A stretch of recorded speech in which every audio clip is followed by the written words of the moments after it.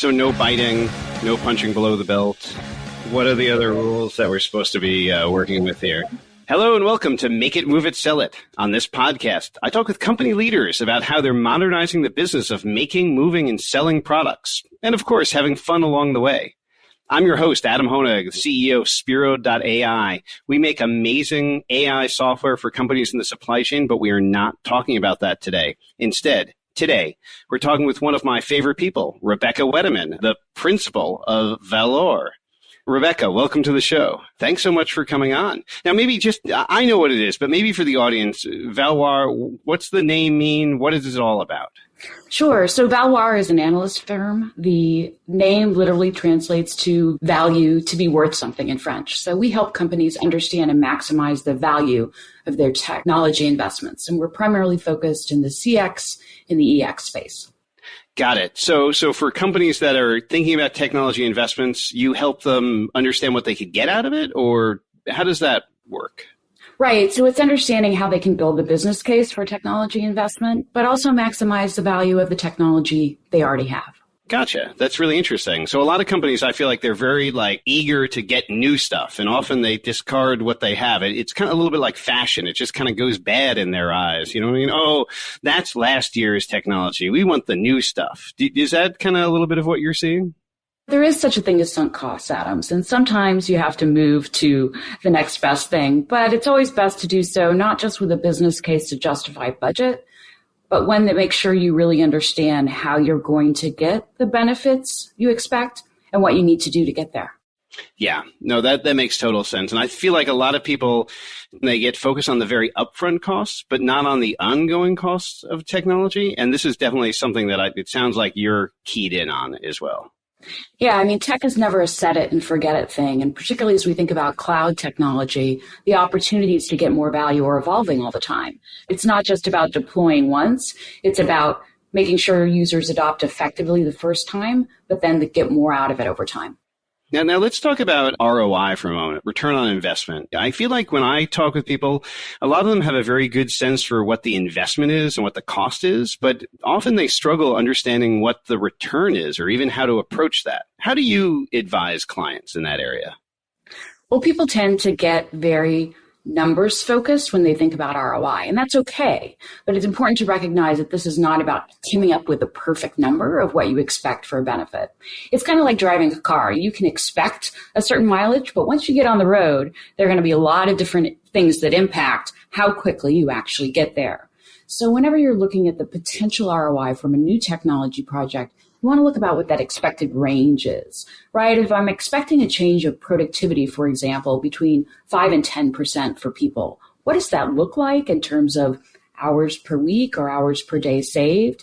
And what are the likely barriers to me actually getting there? So do I tend to be at the bottom of the range or the top of the range? And then how do I put those milestones in place, those road markers, if you will, to make sure that I stay on track? Do you have a rule of thumb in mind for what's an acceptable range? Like 5 to 10%, that's almost double. Is that okay? It really depends on the benefit, right? If I'm looking at a cost savings, it's a line item on a budget that I have today, I can have a pretty good handle on what that's going to be. If I'm looking at something like productivity that's more indirect, or if I'm looking more broadly across the supply chain to benefits that maybe come back from suppliers, for example, there's a lot more variability there. So I may have a bigger range. Now, I feel like we kind of get into a little bit of a dilemma sometimes when we look at ROI in the business. And what I mean by that is, if we go to the CEO and we say, hey, we want to do this project, it's going to kind of get these great returns. Of course, the CEO wants to hold us accountable to those returns. And sort of the bigger we make the business case, the more we set ourselves up for that kind of measurement and scrutiny. Do you ever see that with your clients? I think people also tend to get over-enthusiastic sometimes about overstating benefits, particularly when it comes to thinking about productivity. If we think about the CRM space, the one exception to that is generally around Salesforce automation, where the VP of sales will say, I'm going to err on the low side of what we expect so that I don't have that target on my back. But again, I think it's important for people to say, what's a reasonable range for us to expect? And then what are those key things that I need to think about, like training, like usability, like other factors maybe completely outside of the technology that I need to address to make sure I get there? That makes total sense. In other words, for people who are looking at ROI out there and even how to justify a project, don't get too hung up on the one number. Think of it as the range and, maybe be moderate in your expectation because you are going to be needing to be accountable for that down the road at some point.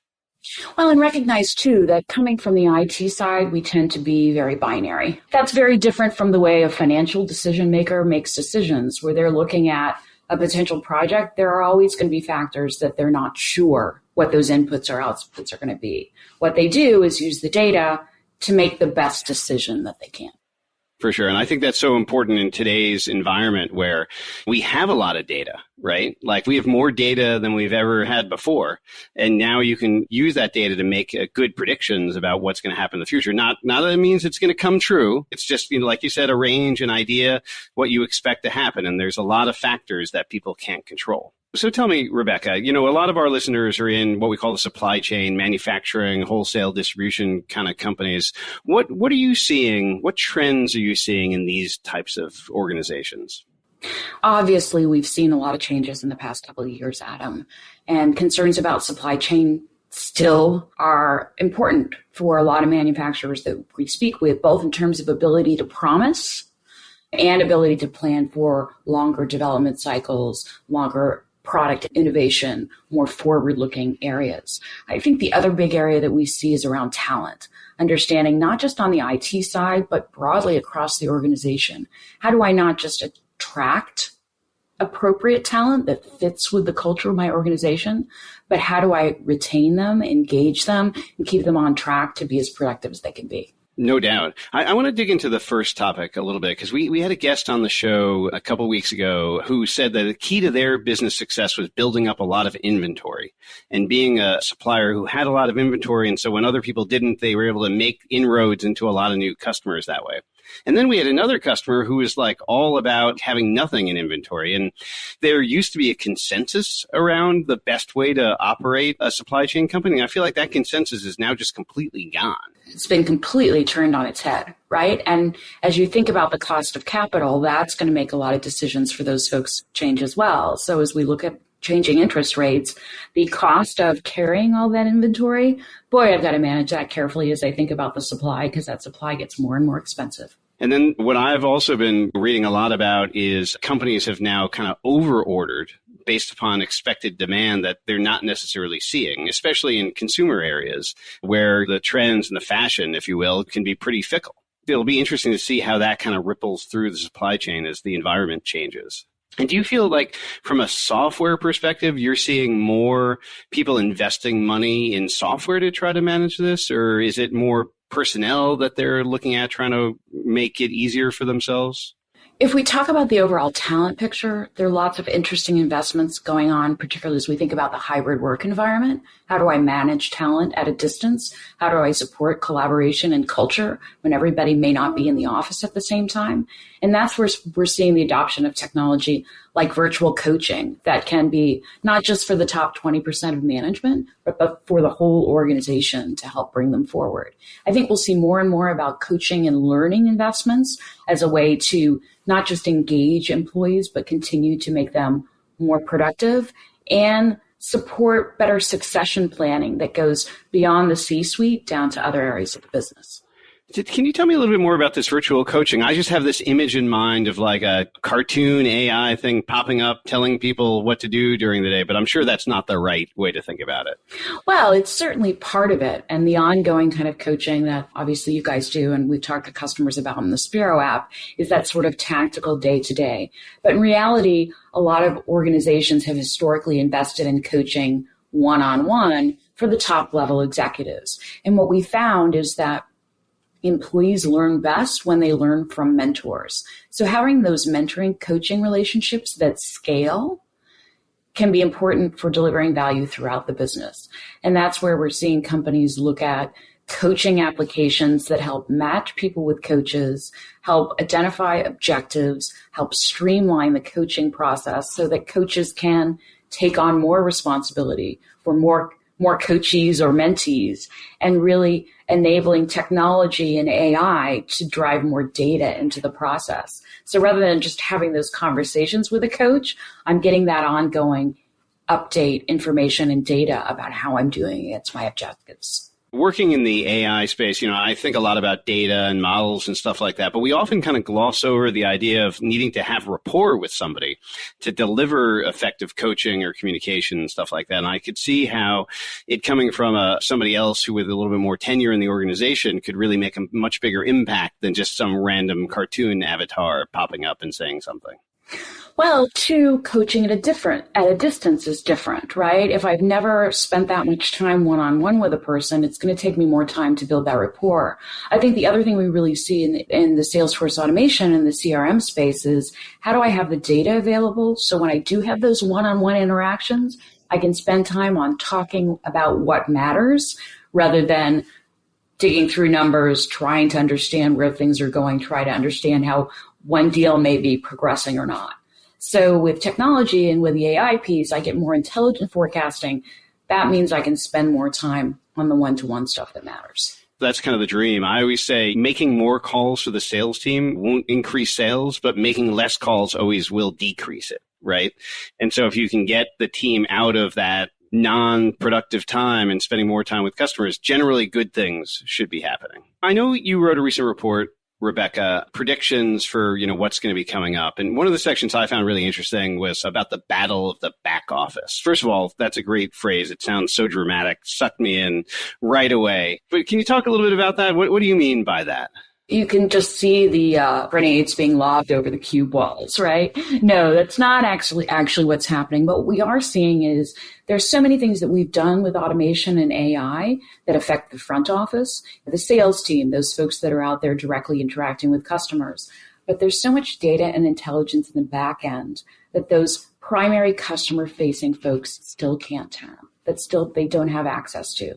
So if you look like the average company has 23 different systems that contains customer information. Sales may have access to a few of them. Service may have access to more, but there's inevitably still a lot of swiveling going on as we look for how do we pull all that data together. So a big part of the battle for the back office is saying, how do I extend those processes? How do I use things like low code, for example, to be able to pull that meaningful data out of systems and enable everyone to be a front office worker?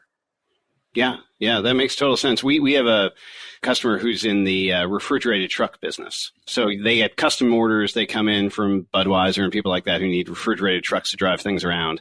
And what happens is occasionally the salesperson who worked with the customer will get a call from the customer and say, hey, where's my truck? And then the salesperson has to go run all around the company and try to figure out what's going on. Is it on time? Is it late? Just to get back to the customer. And that's a lot of time that can be wasted doing stuff like that. So is this the kind of information that you're talking about, bringing it more out to the field, folks? Yeah, it's bringing that information out to the field. The same is true on the sales side and enables sales to actually service clients without necessarily escalating in the way they traditionally have. I think the other thing, too, is the ability to promise is a big part of sales morale and sales excuses, frankly. So the more that you can provide visibility into that supply chain, into what's out there and what's happening from a process perspective, the fewer excuses sales have, but also the greater opportunities they have to promise, to seek out those opportunities that they might not have pursued otherwise. Sales morale, I feel like, is something that we don't talk about enough. And of course, your sales team, your service team as well, the way that they're feeling and the way that they present themselves to your customers is so critical. I mean, it can really change the whole dynamic of a relationship. We've all been there when we met a salesperson who was having a bad day and we were like, oh, I'm not doing anything here, whatever, right? So yeah, I never really thought about the impact of providing the team with good insights and making them feel like they really know what's going on to help them with morale. That's super interesting. Well, and two, sales wants to think about what is my next sale beyond today? So if I'm really building relationship with a customer, it's not just about today's deal. It's about building pipeline over time. And the more visibility I have about my ability to execute on that pipeline, the more ability I have to hand that customer off to customer service and customer success without it escalating back to me, the more time I can spend on building my top line. Yeah, no, that totally makes sense. So for the back office, are you predicting a upgrade cycle of back office technology to deal with this? Or are you seeing more integration with existing back office systems or a mix? How do you see that happening? I think two key things we're seeing. First is integration. How do I pull data out of systems that may be running almost on life support, which is fine. If it's not broke, don't fix it. But also looking at how do I take those industry best practices? How do I build more from a software perspective that has industry intelligence so I can make that lifting happen between the back office and the front office? I really like the idea. I mean, we were talking about this a little bit earlier about not replacing things that are working. I was speaking with somebody who still had an AS400 for their ERP system. And I was like, wow, I haven't heard that term in a while. I think IBM retired that whole line 10 years ago and it was working fine. And they were like, we know how to maintain it. Everything's working fine. We're just going to keep it, but we need the data. And that's often the critical thing for a lot of these businesses is how do they get the data out of these different systems? Sure. And as we think about customers who still have a memory, who went through that initial ERP deployment that was long, costly, painful, distracting, really a challenge from a culture perspective. Nobody wants to do that again for fun.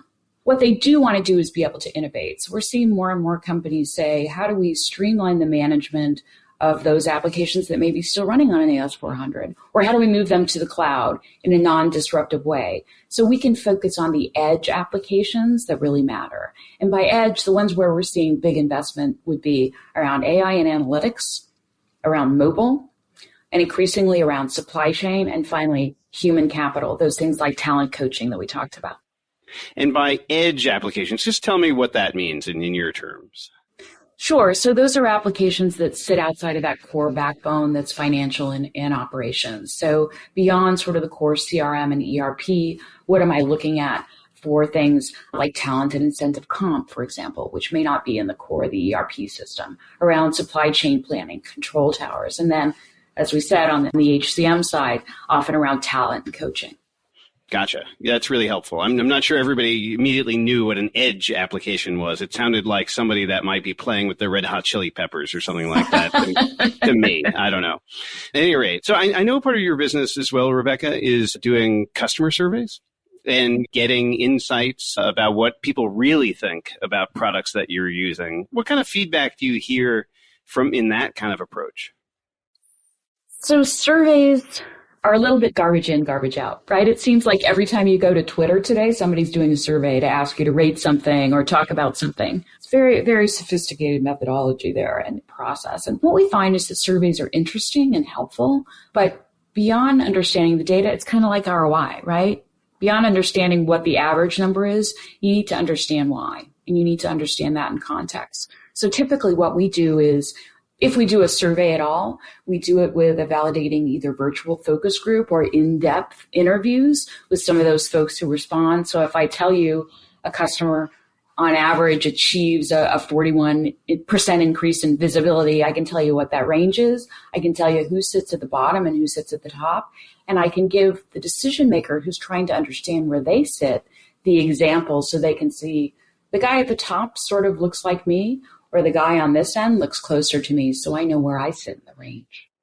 So I think a lot of people, when they think about surveying, the first question that comes to mind is, how many people do we need to get to respond to make it worthwhile? What's your view on that? So statistical significance is a term that gets bandied about a lot, and few people have a good handle on it. Some people say there's this sort of magic rule, and if you're really into the statistics, yes, there are certain degrees that you want to look at. But what we find is that qualifying the survey population makes a big difference, and also being able to take that virtual focus group approach. If I'm talking to 20 people to validate a broader set of survey data, I can understand really quickly how the data clusters, meaning how many people are closest to the average. That gives me a better sense of how big that range actually is and how valid my data is. That makes total sense. I feel like we're kind of living in an age of perpetual survey, as you mentioned before. I was reading something recently about how the Net Promoter Score, the thing that pops up and says, hey, would you recommend XYZ to a friend or a colleague?